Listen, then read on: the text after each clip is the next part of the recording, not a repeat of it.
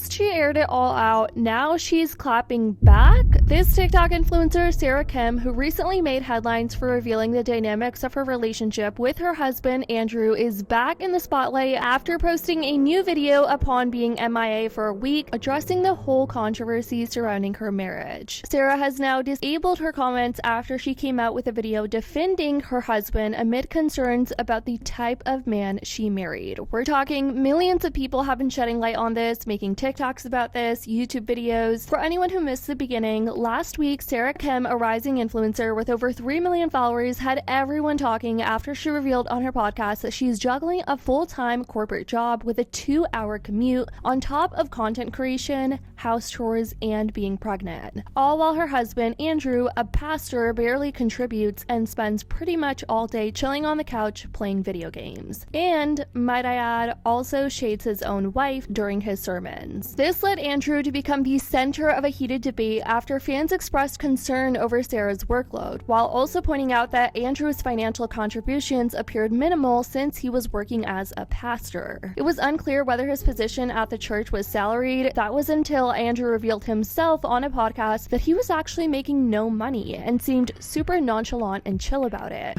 Sarah will know everything anyway. Yeah, and I was kind of like, I'm not making any money, so what? Maybe I'm not really part of this conversation. Yeah, well, I don't really have a place to say anything. Yeah. Meanwhile, Sarah appeared stressed all throughout these podcast episodes and was trying her best to relay the message that as a woman, she still needed that sense of having a provider at the end of the day, even though she works. And honestly, I don't blame her. Adding fuel to the controversy, as I mentioned, Andrew was recently heard making disparaging remarks about Sarah during a sermon. This was a whole nother topic of conversation that went viral, where Andrew referred to his wife as some person in his house, which obviously came off extremely condescending and disrespectful. And something else that didn't sit well with fans was his remarks about Sarah laughing at his struggles with the Korean language, where during the sermon he also said this. My best, but she loves to laugh at me, and not just laugh at me, but point it out and be like, what did you just say? Can you say that again? Oh my gosh, you sound so stupid. Hold on. And she'll pull out her phone and she'll record it, right? So some of you have had the honor of seeing me humiliate myself on the internet, right? If you've seen any of my wife's videos, and she enjoys this process of pointing it out, and it can be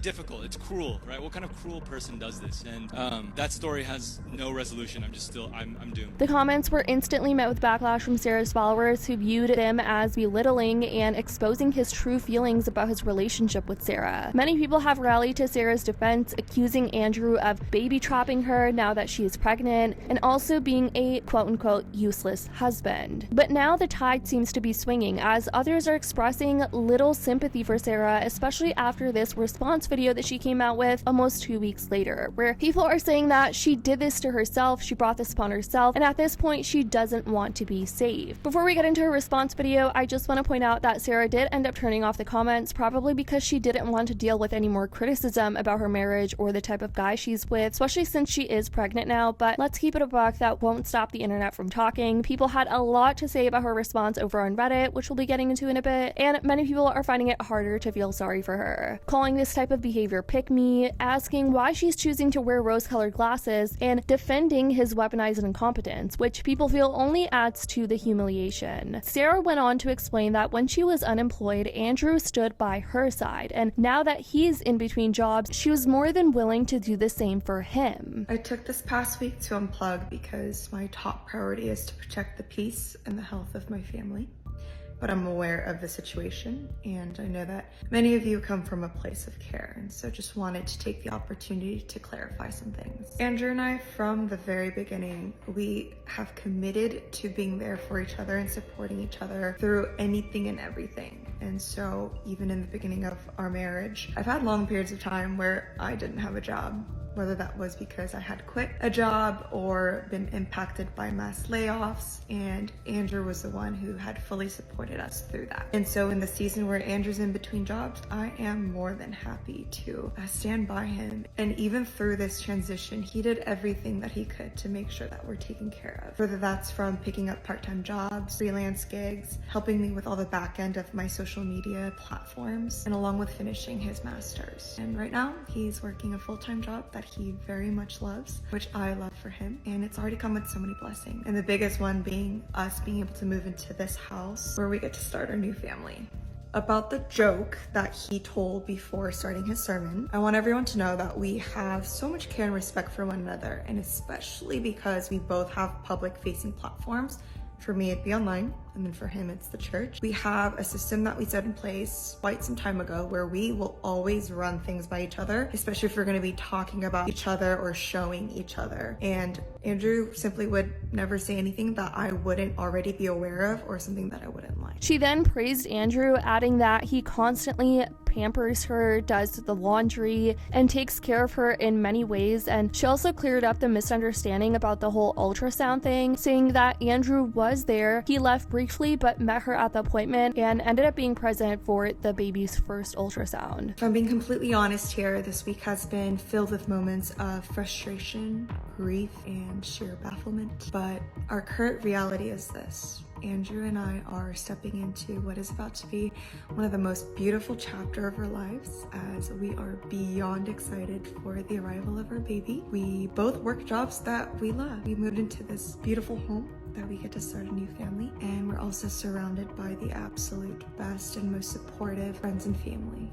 and we believe that the best is yet to come. And Andrew is so passionate about bringing health to the church, and he wants to be a part of cultivating that culture of integrity, safety, and love. And so for those of you who have followed our journey for quite some time now, I am very grateful that you have gotten to know the Andrew that I very much still love to this day. Lastly, Sarah mentioned that this entire situation made her realize she needs to be more mindful of what she shares online versus what she keeps private moving forward. But some people still feel like this was a cry for help, or all of this in some way was her trying to hold her husband accountable. And at the end of the day, it revealed what kind of a person her husband truly was. As I mentioned, Sarah eventually disabled the comments on her video, but that didn't stop the conversation from gaining traction on Reddit, where some of the top comments included, Loki dated a lot of Korean men and they're all like this. No joke. They get babied by their moms and they think they're God's gift to women. They don't get checked by their families, so they all act like this. Part of me theorizes she's doing this podcast and broadcasting their relationship as a way to hold him accountable, perhaps to document things in a way. It's her way of coping, I guess. A normal person would just leave them or not marry a loser to begin with, but she's obviously not normal, especially being a Christian influencer. Maybe this is her way of making sure when she decides to finally leave the relationship, she has all the receipts in place. But absolute insane behavior and having a kid with him, oh god, good luck, girl. This user says, why do women tell us how terrible their husbands are, then hop on to defend them tooth and nail? We wouldn't know how much he sucks if you didn't tell us, babe. She's in her you don't know him like I do phase. Why do these successful women always end up with losers? She doesn't want to be saved. The ring was enough for me. It gave her his mom's old ring and didn't bother to change it a little bit or even get it sized for her. She had to do that herself. He put zero effort even before the marriage. I'm sure behind closed doors, he's blaming her for all this backlash as well because his ego must be hurt. Saw a reel where she was talking about how he wouldn't check on her or the baby and she needed him to, and you could tell she was upset saying this out loud and he just sat there giggling. Speaks volumes that she felt the need to mention at the end that he always gives her massages and always does the laundry, and that was literally it. Like, okay, and Loki just proves he does literally nothing else. Like, why she didn't just directly say things like, he can't take me to work and do much of the chores aside from the laundry because he's busy doing freelance gigs / part-times to earn money while he still can't land a paying full-time job. I got the feeling that she was just being so vague about things, like as if she were someone trying to not lie while still making sure she saves space for herself and her husband. Like, of course, she's not going to say her husband stayed home playing games while she goes on a tour commute to work, but she's also not going to say that her husband can't afford to take her to and from work because he's just so busy with his job and freelance gigs, because that's a lie and she doesn't want to outright lie. I just watched her response video.